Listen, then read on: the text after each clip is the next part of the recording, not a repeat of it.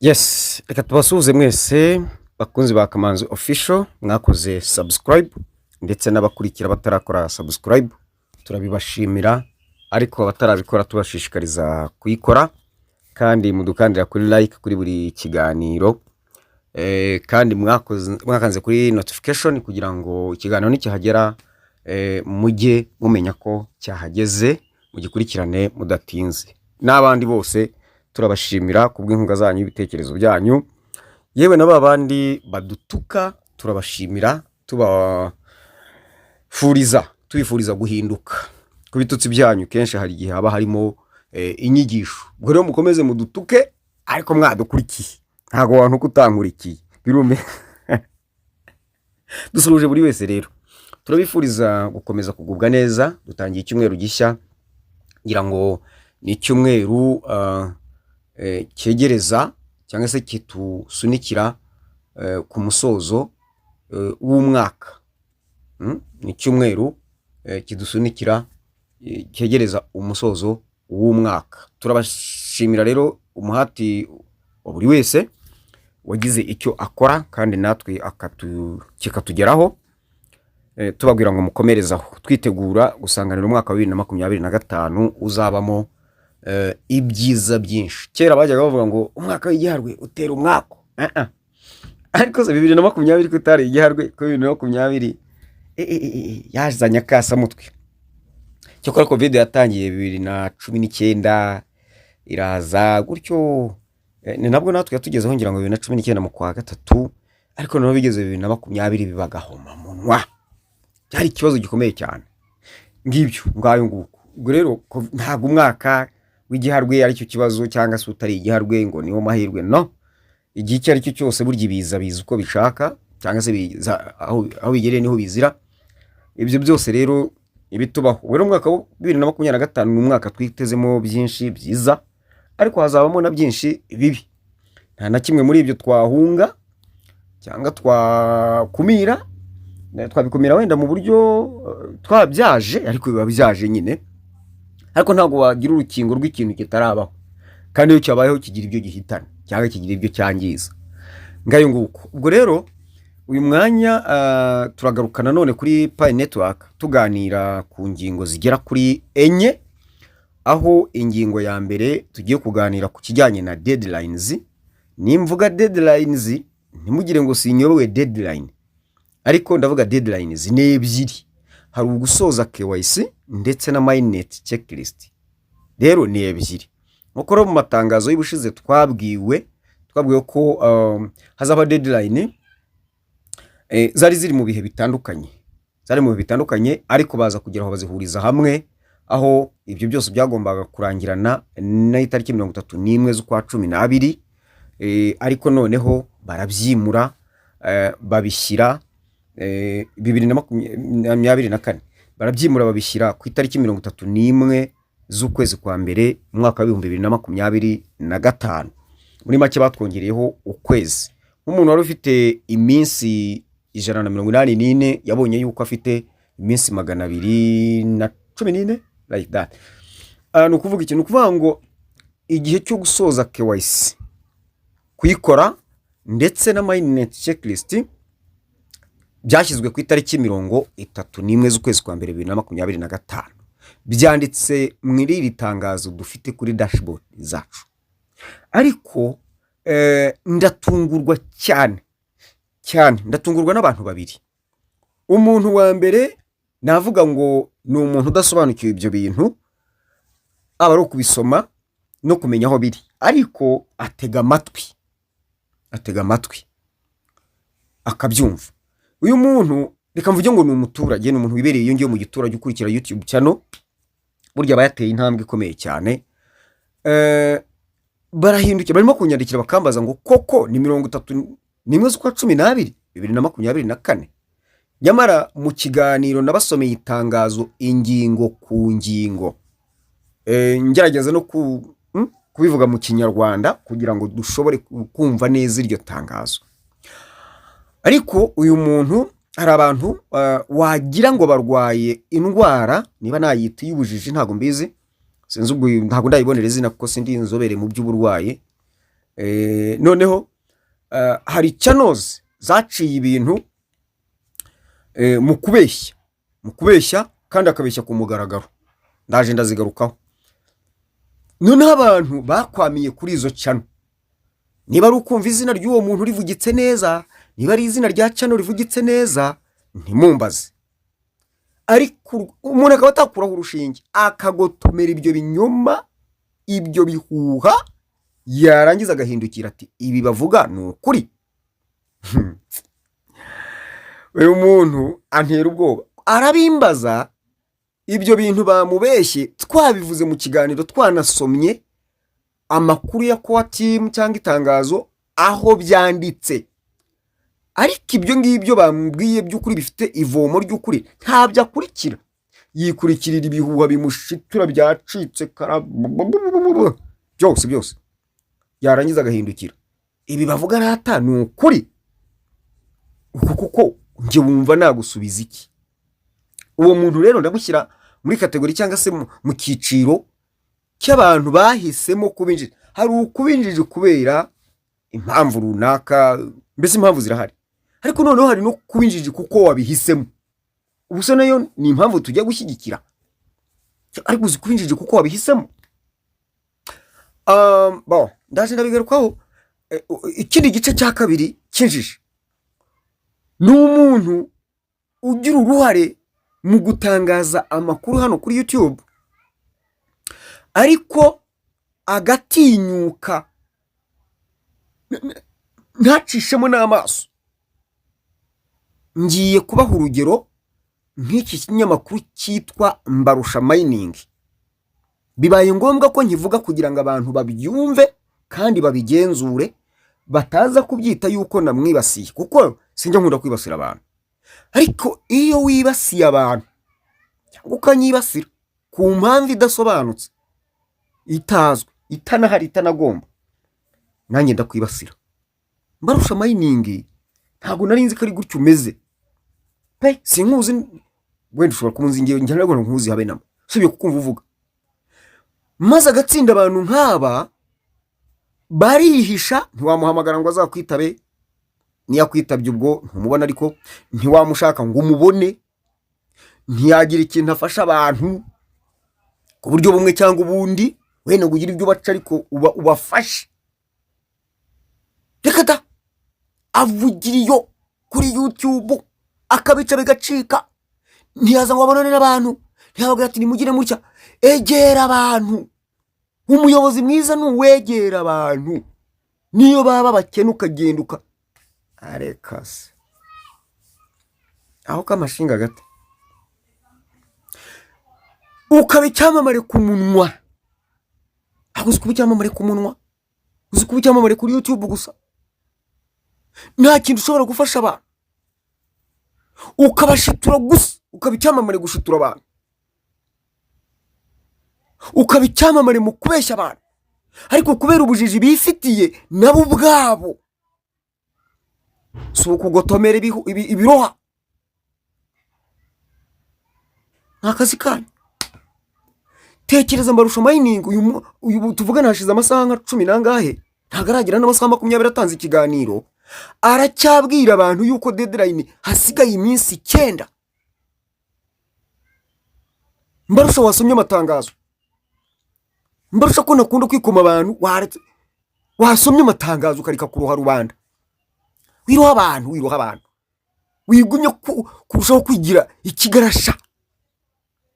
Kuki birambabaza, nduva bimbabaje cyane.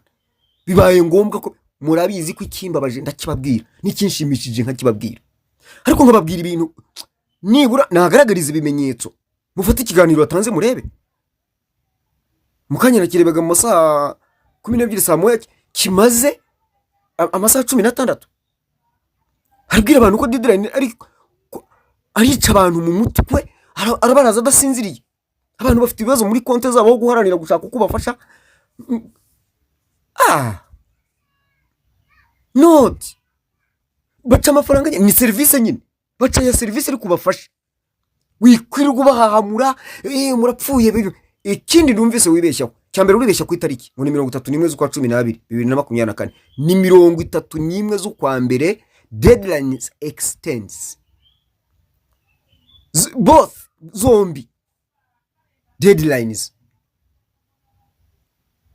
iyihe ya KYC na mainnet checklist nta nubwo nabisobanukiwe ahubwo umuntu araza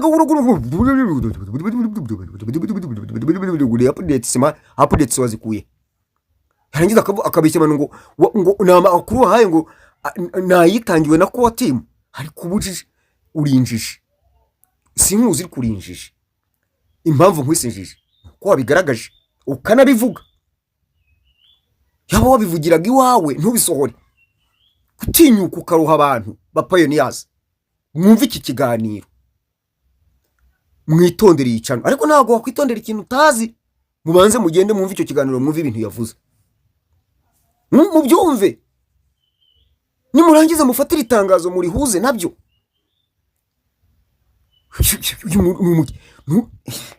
niwe njiji n'umunyabinyoma bigambiriye nabonera izina namwita vrema kandi si n'ubwa mbere n'ibintu bimaze igihe ariko uruyo abantu bamwa simbujije kumukurikira nimumukurikira ntange ndamukurikira ariko ikibazo mba ngira ngo numve ibi bintu ari mukurohama abantu ni biki none mukosora ibyo ntumvise mucenshure siwe wenyine hari nabandi ndibuka ubushize twazanye nkubiri ivuga ngo birashoboka ko open mainnet yaba mu kwa 12 koko impamvu twashingiragaho nuko byatangajwe ko bishoboka umva ariko birashoboka cyangwa ntibinashoboka iryo jambo birashoboka mujye muri rigitaho haba harimo expectation gushidikanya ko open mainnet yaba mu kwa 12 ya tariki 31 igihe cyose bitaravuguruzwa ndibuka ko navuze ijambo ariko nkavuga ngo igihe cyose impamvu nuko bitaravuguruzwa aho bivugururijwe siko mvuga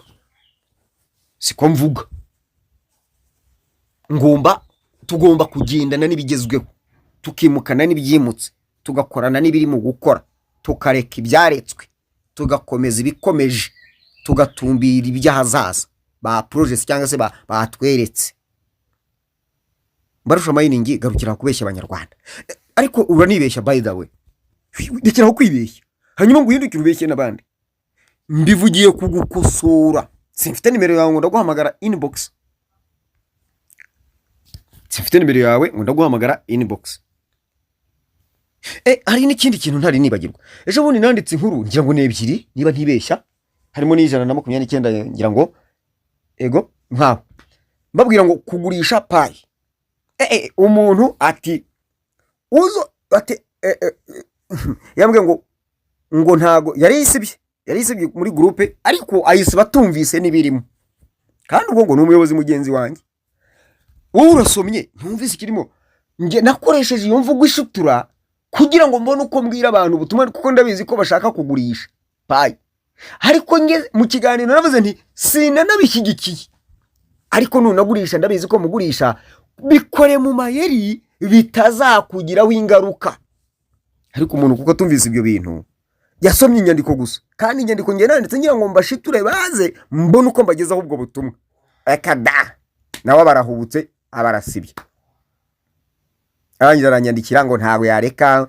ubu wihohora iki ko tuziranye iyo utumvise ntiwumvise kuko niba utateze amatwi ariko guhindukira ukangira victime kandi ukangira imbagwa kandi utumvise ibyo mvuga ahubwo usomye inyandiko wamenye inyandiko inyandiko nakururaga abantu kugira ngo baze mbone uko mbagezeho ubwo butumwa ariko ninza n'inyandiko ivuga ngo birabujijwe kugurisha payi ntabyo bari bwumve arwara yanyandikira mbwa ati mbabarira bimeze nabi nibonere ayo bunani ntabuzi bagurisha payi ndabazi wambabariye ndavuga ntawe nakurangira gutyo ndabazi ariko ntawe nakurangira gutyo kubera iki iyo nza kuba ndi umuntu ushishikariza abantu kugura payi nakabaye mubwe nti deri kanaka post sisi nazibasomeye nibirwa babipostinga ibintu by'ubugegera gusa mureke kubeshya abantu mubica mu mutwe mubangiriza ibyabo pioneers ndabasabye open mainnet rwose iraje ni mwihangane niyo ngingo ya kabiri. Pi network, open network cyangwa se open mainnet, mu itangazo bavuze ko ni mu gihembwe cya mbere, igihembwe cy'amezi 3, ubwo ni mu mezi 3 ya mbere ya 2025, imyaka 5-6 tugiye kumara dutegereje, amezi 3 niyo yagiye kukunanira. Ikindi, kujugunya Pi ngo urazigurisha ku mafaranga 1,700 niyo byaba 5,000 urajugunye, wabiretse kuko wabayeho ko warubayeho. Ese ubundi iyo utabibonye ubiki? Muri make kuri iyi ngingo sinyitindaho yo, ihangane. Pi igiye kuroncinga, we kwangiza Pi zawe. Mu minsi igiye kuza hagiye kuvuka ikibazo gikomeye cyane cy'ubukungu. Umuntu ufite Pi n'uzaba uhagaze neza. Dr Nicolas niwe wavuze ngo ntabwo Pi yaziye kugira ngo izagira abantu abaherwe, oya, yaziye kugira ngo ihindure ubuzima bw'imiryango yacu kurushaho kuba bwiza. Buri wese namugira inama ngo naharanire gukora no gutegura umushinga w'ibyo azakora umunsi azaba yabonye aya mafaranga ya Pi network. Ingingo ya 3 yari ya 2, buri wese yirinde ibihuha bidafite ishingiro kuri Pi network. Nk'ibyo nari ndimo mbabwira bishingiye kuri iriya deadline. Ni mwirinde ibihuha. Nk'ubu hari ibintu birimo kuba byo kukubwira ngo hari abantu bafite companies bahagarariye zikorera muri Pi, n'abanyarwanda barahari, ariko bagashaka kugira ngo abari bureba gusa. Reka mbibiri banga, mwirinde mwe kumva yuko iyo company ari izakora ibyo bintu yonyine. Ntabwo ari byo.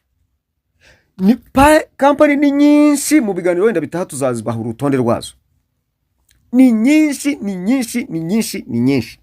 kandi zirakinjiramo, ndetse baranashishikariza abantu kugira ngo bazane n'izindi pe, cyo bita inclusivity. Buri wese ashatse yakwinjiramo. Nawe umushinga wawe wige neza, hari abazagufasha ku developing abo muri Pi cyangwa abandi bahanga ba hano, kuko byose uri umushinga ukorwa muri Pi. Ariko iyo bigeze muri Pi, hari abafatanya bikorwa ba developing umushinga wawe, bakaba bawushyira ku rwego rwo gukorera no gukorana na Pi. Ibi rero biragusaba kuba hafi, ugacukumbura amakuru y'ukuri ya mbere na mbere aba ku mbuga nkoranyambaga ziri muri Pi network. Iyo umaze kumayininga, ureba hariya kuri dashboard, ukareba muri turiya dukoni 3 ibumoso hejuru, ukabona urutonde rw'amagambo uhereye kuri home, ukareba hagana hasi ukareba ahanditse profile, hepfo yaho niho hari urutonde rw'imbuga nkoranyambaga zemewe. Iyo ugeze mubonamo n'izindi nyinshi. Mu itangazo ngira ngo ribanziriza iri ngiri dufite, niho hari urwo rutonde rurambuye rw'izo zose n'imbuga ntuzana y'imirongo bwite ya Dr Nicolas, ya Dr Cheng Diaofan n'abandi. Aho niho hantu hambere na mbere haba amakuru yizewe. Ahandi hantu ni nk'ibiba byaganiriwe, bitangazwa n'ibitangaza amakuru bitandukanye, ariko twizera cyangwa se kenshi bihura n'abo bayobozi cyangwa se bafite ukuntu bazi amakuru y'uwo mushinga. Ntago riba ari umukuru nk'umuto waribonye. Ibyo birahari cyane rwose, cyangwa se abantu babivuga wiki. Ariko impamo nyakuri kuri Pi network tuyikura kuri platforms za Pi network dushishikarizwa umunsi ku munsi. Hari Telegram, hakaba YouTube, izingenzi 5, hakaba Twitter, hakaba YouTube, hakaba Facebook, hakaba Telegram, ndetse hakaba na Instagram. Izo nizo zibanze zizingira ukuraho amakuru ya Pi yizewe. Ariko iyo umuntu atabwiwe ngo karabaye kubita arayumva ibintu bitagiyemo, aho rero niho uhurira n'ibihuha bikaguhungabanya. Ngewe rero mbabwira ibikubiye mu bitekerezo byanjye, Kamanzi Official. Vuga turaho umurongo mushyashya we, turaho undi murongo. Mwitege. reka kaneko kavuga kazavuga igihe cyako. Mbabwira ibitekerezo byanjye ariko mvoma muri ayo makuru ya Pi Network, namwe mwakwigereraho yego. Hari content nshya tubafitiye tugiye kujya tubagezaho ya Pi Network iturutse ku binyamakuru bya Pi Network, kandi muzasanga ko ari ingenzi cyane kuko buriya aya mezi 3 ni amezi tugomba gusubiza amaso inyuma, kandi kugira ngo tumenye utaziyava ntamenye aho ageze ntamenya naho ajya. Bwo tuza kubigarukaho neza ku buryo muzajya mumenya byinshi. Burya usubiza agatima impembero, dufatanye mu ntekerezo gusubiza amaso inyuma, twitegure neza. Icyanyuma nsorezaho icya gatatu nari mbabwene, mwirinde ibihuha kuko bizabahungabanya nimutabihungira kuri ndakurahiye kandi muzamureba. Icyo nshaka gusorezaho ni ikijyanye n'amahugurwa kuri Pi Network. Amahugurwa tuyagira buri wa gatandatu ara mu mujyi kwa Rubangura muri etage ya 4. Bisaba yuko dutanga amataga ko nabonye kwiyandikisha mbere biragoye, ubwo tuzajya tujya nyine baze nta kibazo tubakiri. Hanyuma rero muraduhamagara tubasobanurire bijyanye n'amahugurwa. Nimero zacu ni 078 320 1418 cyangwa 072 12 54 Si ibyo gusa, ahubwo tunabifatanya no kubafasha gukosora konte zanyu zikosamye, ndetse no kubabinjiza bushyashya. Tubabwira yuko ubu ngubu tubafitiye aba agent, turaza kubagezaho urutonde rwabo vuba bashobora kubafasha kugufungurira konti idafite amakosa. Twarabahuguye kandi turacyanakomeje ku buryo tuza kubagezaho buri wese ninde, nimero ze nizihe, ahiririye he. Byo turaza kubagezaho vuba cyane kugira ngo bakomeze kubafasha. Ubwo rero tuzakomeza no kubahugura ku buryo nabo bazaba bari ku rwego rwo kuba bashobora kugukorera n'ibindi byangombwa, ama verifications, mainnet checklist, uko bazajya bakomeza guhugurwa. Icyo bahuguriwe cyane ubu ngubu bashoboye ni ikijyanye no kwinjiza abantu, bakakwinjiza bagukoreye konte idafite amakosa, ku buryo kuzuza ibindi bitagorana. Kenshi ibibazo ndi mu guhura nabyo kenshi cyane barabizi, ari nk'abantu twatandukanye ni 5 z'ijoro konte zabo zari zarangiritse bimwe bishoboka. Twandikira kwa team hashize igihe mezi 2 ngira ngo yararenze niba atari kwezi n'igice, ejo bundi barabasubiza, ubwo twabisubije ku murongo. Dusangamo amakosa, haba harimo amakosa pe, turabikosora. Ibyo nabo bwabo nanjye byantunguye kuko hari aho ngera nanjye nkajishwa, ariko nyine muri bwa ya mahirwe, reka mbyita amahirwe kuba narayakoresheje nkora bishoboka byose nanjye nkabona birakunze. Hakaba n'ibyo nkora nkabona n'ubwa mbere mbikoze kandi nkabona biratunganye. Ko niba umuntu nta password yibuka, Facebook nta password yibuka, yayihuje ntazi neza iyo yahuje na Pi, usanze afite Facebook zigera muri 5.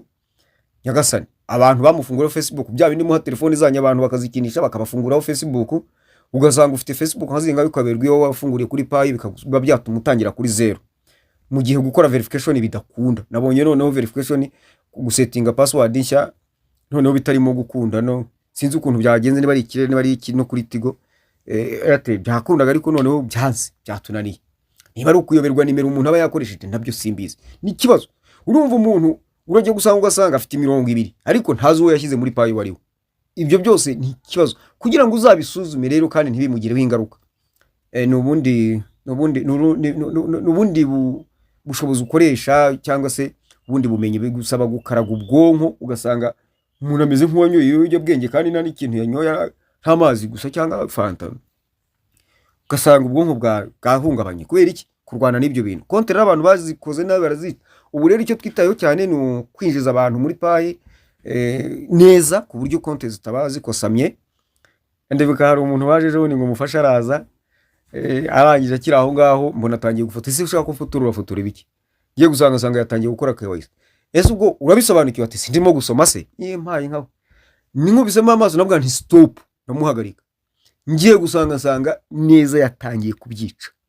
Tekera yarayici imbere yanjye kandi yaramaze kunyishyura ya service, yaje ngo mufasha atangira kubyikorera.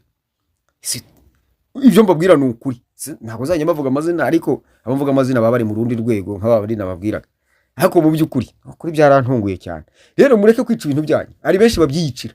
Mwikwica ibintu byanyu, mureke kubyica ndabasabye. Niba utabireka hari igihe bizabahenda kandi usange biranabababaje, reka ni cecekere. Maze rero ararekwa ntashira, kuyavuga siko kuyamara, aryoha asubiwemo. Mwahe muronke kandi mushake mega, dukomeze tuganire ibi byabagirira umumaro. Mugubwe neza. Yari Tite Kamanzi kuri mikoro, channel ni Kamanzi official. Hanyuma kandi mukomeze gukora subscribe kandi like, mutwandikire tuganire, dukomezanye tuzagera iyo tujya tudatsinzwe. Murakoze.